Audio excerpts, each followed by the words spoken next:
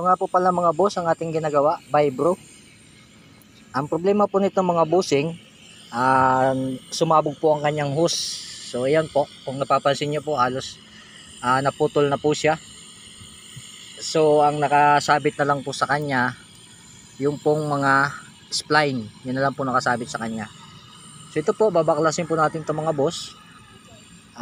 Punta po siya doon sa pinaka ilalim. Bago po natin matanggal itong mga boss, tatanggalin po muna natin itong mga katabi niya, yung mga supply ng hydraulic oil tin, kasi nandun po siya sa pinakailalim mga bossing. Ayun po siya mga boss. So para po mabaklas nyo po siya, baklasin nyo po muna to mga bossing. Kailangan po pag magbaklas kayo nito mga boss, lagyan nyo po ng palatandaan para hindi po kayo malito at hindi po siya magkapalit-palit mga bossing. Ganun po ang technique dyan mga boss. Kung mayroon po kayong pang puncher, puncheran nyo po dito mga bossing.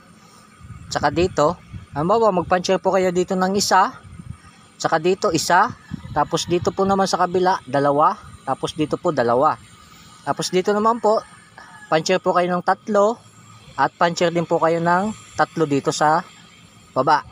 Tapos po kahit yung nasa dulo na yon, kahit hindi na po ito lagyan ng puncher, at saka ito, hindi na po kayong malilito dyan mga boss, kasi ito papalitan ng bago, tapos ito walang puncher, alam nyo na kung saan siya nakalagay, dun sa dulo.